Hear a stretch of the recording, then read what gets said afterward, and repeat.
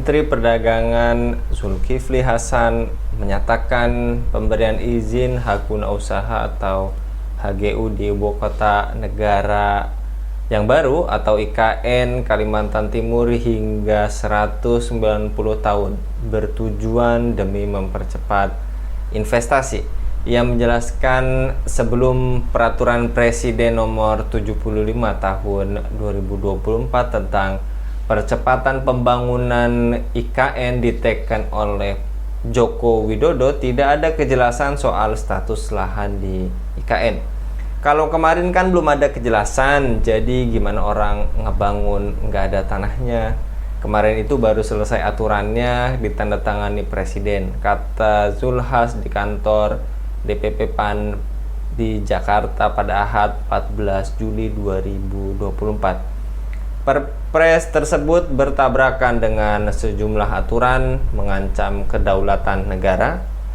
Perpres tersebut lebih buruk daripada aturan agraria yang dibuat oleh penjajah Belanda, dan apakah kebijakan tersebut harus ditolak?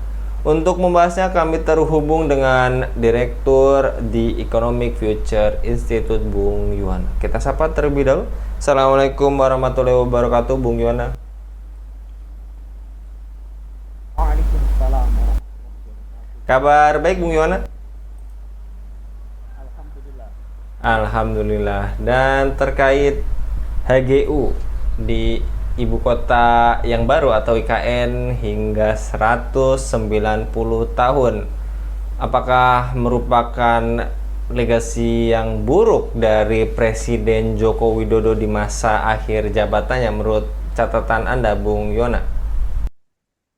Baik, Bung Anggi, raditu billahi robba wa bil islami dina wa bi Muhammadin nabiyya wa rasula rabbi zidni ilma warzuqni fahma rabbi shrah li sadri wa yassir li amri wahlul 'uqdatam min lisani yafqahu qawli. Jadi rentang waktu hak guna usaha untuk lahan IKN ya Ibu Kota Negara yang diatur berdasarkan Perpres nomor 75 tahun 2024 yang baru saja ditandatangani Presiden pada 11 Juli 2024 pekan lalu itu, ya 3 bulan menjelang masa kepemimpinan Presiden Jokowi ini berakhir, dengan berbagai alasan apapun ya, misalnya untuk percepatan pembangunan IKN, agar investor berdatangan ya, terutama investor asing dan sebagainya, itu justru membuktikan bahwa pengaturan rentang waktu HGU dengan Perpres tersebut merupakan legasi buruk Presiden Jokowi. Berapapun rentang waktu yang diberikan, ya 95 tahun ya, kemudian bisa diperpanjang 95 tahun kembali sehingga total sampai 190 tahun, adalah nyata merupakan warisan masalah pemerintahan Jokowi ke Presiden selanjutnya, ke Pak Prabowo. Mengapa? Saya mencatat paling tidak ada beberapa alasan, Bung Anggi. Yang pertama, Perpres ini jelas bertabrakan dengan sejumlah aturan, mengancam kedaulatan negara dan lebih buruk dari aturan agraria yang dibuat oleh penjajah Belanda VOC. Bagaimana diketahui, Undang-Undang Agraria Kolonial Agrarische Wet 1870 hanya memberikan hak kepada investor mengelola perkebunan paling lama itu 75 tahun. Nah ini kok sampai 190 tahun. Itu yang pertama. Kemudian yang kedua, semakin menunjukkan bukti bahwa kegagalan pembangunan IKN itu ada di depan mata publik atau masyarakat umum. Ya, selain rekayasa dengan Perpres, ya bahkan di beberapa media massa, Presiden Jokowi berkata dengan nada mempertanyakan, apakah airnya sudah siap? Apakah listriknya sudah siap? Nah kan harusnya beliau sendiri kan yang bisa menjawab pertanyaan-pertanyaan itu. Gitu, Bung Anggi. Baik, dan apakah kebijakan pemberian HGU yang tadi Bung Yuwana sampaikan, mau itu sampai 90 tahun atau kurang dari itu hal yang sembrono tanpa memikirkan efek yang ditimbulkan dari obral HGU tersebut? Dan menurut Bung Yuwana, apa saja dampak dari pemberian HGU yang terlalu berlebihan ini? Jadi begini, Bung Agi, pemberian HGU sepanjang 190 tahun yang ditujukan untuk mengundang investor ya, apalagi ini investor asing, tentu mengandung sejumlah persoalan dan ancaman pada negeri ini.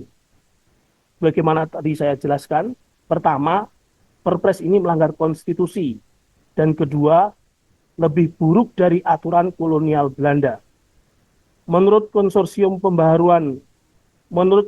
pembaruan agraria ya, KPA, Perpres nomor 75 tahun 2024 ini menunjukkan bahwa pemerintah telah melanggar dua dasar hukum. Yang pertama itu Undang-Undang nomor 5 tahun 1960 tentang pokok-pokok agraria dan putusan Mahkamah Konstitusi nomor 21/22 PUU 5 Romawi garing 2007 tentang pemberian hak tanah kepada investor. Undang-Undang Agraria mengatur HGU, hak guna usaha, maksimal itu selama 35 tahun. Dan seandainya diperpanjang pun maksimal 25 tahun. Itu pun jika memenuhi syarat. Nah ini 190 tahun, kan parah sekali, Bung. Terus kemudian peraturan ini lebih buruk dari aturan kolonial. Mengapa? Orang pada era penjajahan di tanah air saja, Undang-Undang Agraria kolonial hanya memberikan hak kepada investor mengelola perkebunan paling lama 75 tahun. Sebaliknya, di era kemerdekaan ini pemberian HGU ke investor asing malah 190 tahun. Nyaris 2 abad. Kan? Nah, meskipun pemerintah berdalih ya bahwa dengan pemberian HGU 190 tahun itu lahan masih milik negara. Namun pemberian HGU dalam jangka panjang ini membahayakan kedaulatan negeri. Tentu ya selama sepanjang 190 tahun itu pihak asinglah yang berkuasa di atas lahan tersebut. Akibatnya segala kekayaan alam yang ada di dalam lahan itu tidak bisa dimanfaatkan oleh rakyat. Ya, sudah sering terjadi itu rakyat seperti nelayan dilarang mendekati kawasan yang dikuasai asing ya, meski hanya sekadar berlayar atau mencari ikan saja. Jadi ini memang betul-betul lebih parah dari masa kolonial penjajahan VOC dulu, Bung Anggi. Baik, Bung Yuwana, dan bagaimana sebetulnya konsep Islam dalam mengatur ibu kota dan lahan?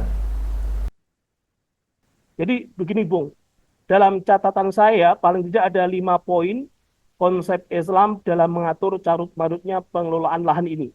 Yang pertama, lahan atau tanah itu kan termasuk harta kepemilikan pribadi atau al-milkiyah, al-fardiyah. Jadi Islam mengizinkan setiap individu memiliki lahan untuk memenuhi kebutuhan atau keinginan mereka.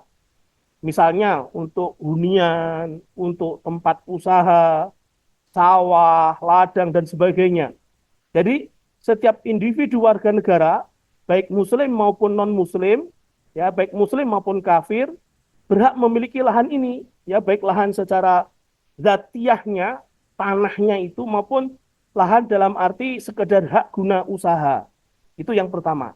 Kemudian yang kedua, negara, tentunya ini negara Islam ya Bung ya, yang memiliki otoritas, memiliki wewenang, memiliki solahiyah, membagikan lahan kepada rakyatnya, sehingga menjadi hak milik pribadi maupun sebatas HGU. Namun, negara tidak hanya membagi begitu saja, kemudian dilepaskan begitu, tidak. Jadi negara memiliki kewajiban mengawasi pengelolaan lahan ini, ya pengelolaan HGU ini, apakah benar-benar dikelola, atau diterlantarkan. Kalau tidak dikelola alias diterlantarkan, maka dalam waktu 3 tahun itu, selama penelantaran tadi, negara wajib mencabut status kepemilikan lahan tersebut dan dialihkan kepada yang lain, sehingga lahan ini bisa berproduksi. Kemudian yang ketiga, catatan saya, Islam melarang menyewakan lahan pertanian. Bagaimana sabda Rasulullah Muhammad SAW, naha Rasulullah SAW anil mukhobaroh. Qultu wamal mukhobaroh? Qala anta khudal ardo binisfin au sulusin au rub'ain. Jadi Rasulullah SAW itu melarang aktivitas mukhobaroh ini. Terus kemudian ada sahabat yang bertanya, apa itu mukhobaroh ya Rasulullah? Kemudian dijelaskan, mukhobaroh itu yaitu mengambil tanah dengan mengambil bagian atau keuntungan baik separuh, sepertiga, atau seperempat. Itu yang ketiga. Kemudian yang keempat, lahan yang dibutuhkan oleh masyarakat banyak, karena di situ mungkin mengandung bahan tambang atau mata air yang berlimpah, yang menjadi kebutuhan publik, statusnya menjadi milik umum, menjadi al-milkiyah al-amah, kepemilikan umum. Nah, lahan semacam ini dikelola oleh negara dan tidak boleh diserahkan pada swasta, apalagi itu swasta asing, tidak boleh, ya. Berdasarkan sabda Rasulullah Muhammad SAW, al-muslimuna syuruka'un fis salas, filma wal kala wan nar. Kaum muslim berserikat dalam tiga hal: air, rumput, dan api. Hadis riwayat Ibnu Majah. Jadi kalau di lahan tersebut menjadi lahan kepemilikan umum, misalnya jalan umum atau aliran sungai atau pantai dan laut yang menjadi hajat hidup orang banyak, yang menjadi kebutuhan publik, itu statusnya juga status kepemilikan umum. Setiap orang boleh memanfaatkan lahan tersebut karena lahan tersebut menjadi lahan kepemilikan umum. Namun sekali lagi, negara wajib menjaganya, wajib memeliharanya, wajib mengawasi penggunaannya itu. Dan yang terakhir dalam catatan saya, Islam memerintahkan negara untuk mencegah praktik-praktik imperialisme oleh asing melalui jalan penguasaan lahan ini, baik secara perorangan, korporasi maupun negara. Jadi penguasaan lahan selama hampir 2 abad oleh pihak asing ini bisa berpotensi besar menghilangkan kedaulatan negara. Coba bayangkan saja, Bung, 190 tahun ini kalau kemudian dikuasai oleh imperialisme asing, baik personal maupun korporasi maupun negara, ini kan jelas-jelas sekali bisa menghilangkan eksistensi negara, kedaulatan negara. Dan ini hukumnya haram. Bagaimana Allah berfirman, A'udzu billahi minasyaitonir rajim. Wala yaj'alallahu lil kafirina 'alal mu'minina sabila. Allah sekali-kali tidak akan memberikan jalan kepada kaum kafir untuk menguasai kaum mukmin. Quran surah An-Nisa ayat 141. Jadi itu, Bung, 5 catatan saya, 5 poin-poin bagaimana Islam mengatur tata kelola lahan ini. Begitu, Bung Anggi. Dan apakah kebijakan tadi pemberian HGU yang Ustadz paparkan kepada baik pengusaha asing selama hampir 2 abad ini adalah kebijakan khas ideologi kapitalisme, dan apakah perlu ditolak?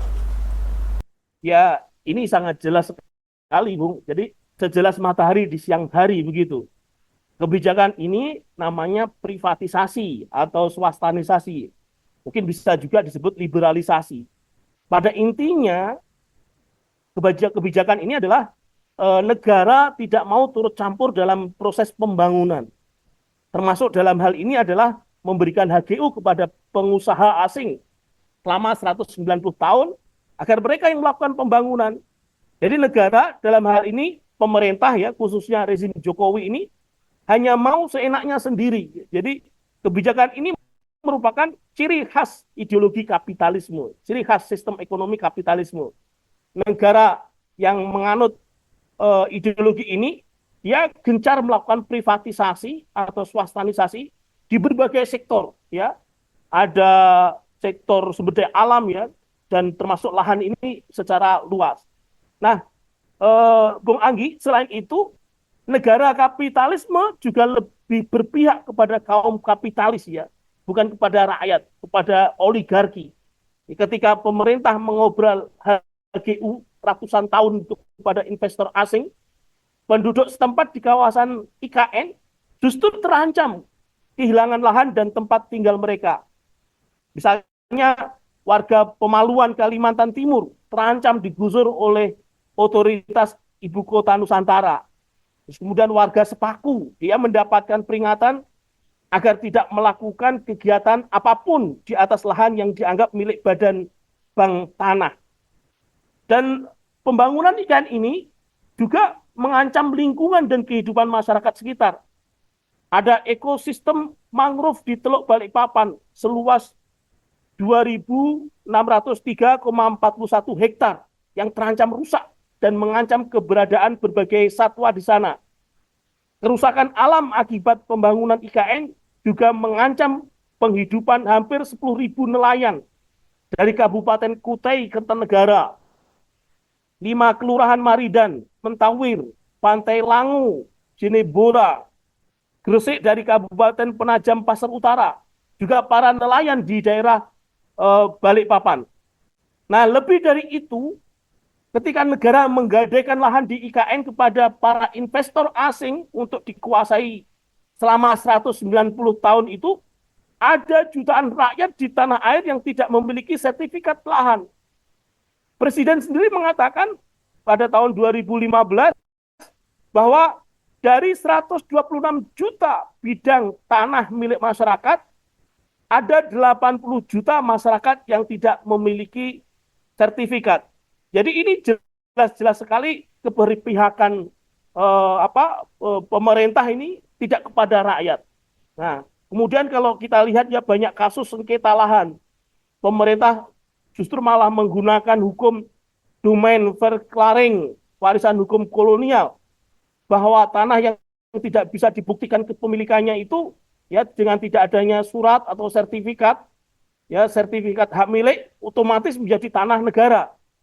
Nah, karena itu potensi kehilangan lahan dan tempat tinggal itu terjadi pada hampir jutaan warga terancam begitu. Belum lagi warga juga terancam oleh mafia tanah yang bisa menggandaikan SHM untuk mereka perjualbelikan. Nah, Bung Angbi, oleh sebab itu ya karena beberapa hal di atas itu, maka jelas sekali sistem ekonomi kapitalisme ini wajib ditolak ya. Sistem ekonomi kapitalisme ini wajib ditolak. Terbukti ya, aturan ini bertentangan dengan syariat Islam. Aturan ini gagal melindungi hak masyarakat dan kedaulatan negeri. Para penguasa, terutama asing dan asing itu, justru diberi karpet merah untuk mengokohkan kedudukan mereka di negeri ini selama hampir 2 abad. Selama 190 tahun itu kan hampir 2 abad. Nah, sebaliknya, kehidupan rakyat bukan kian sejahtera. Mereka justru makin dipersulit oleh kebijakan yang mengancam lahan dan kehidupan mereka. Padahal Allah Subhanahu wa Ta'ala sudah menunjukkan jalan yang lurus dan menyelamatkan, yaitu jalan Islam ya, yang sempurna dengan seluruh hukum-hukumnya. Allah berfirman, Alam taro ilal ladzina yaz'umuna annahum amanu bima unzila ilaika wa ma unzila min qablik yuriduna ayyatahakamu ila tauhid wa qad amiru ayyakfuru bihi wa yuridu syaitan ayyudillahum dolalam ba'inda. Tidakkah engkau Muhammad ya memperhatikan orang-orang yang mengaku telah mengimani apa yang telah diturunkan kepadamu, yaitu Al-Quran, dan apa yang telah diturunkan kepada para rasul sebelummu.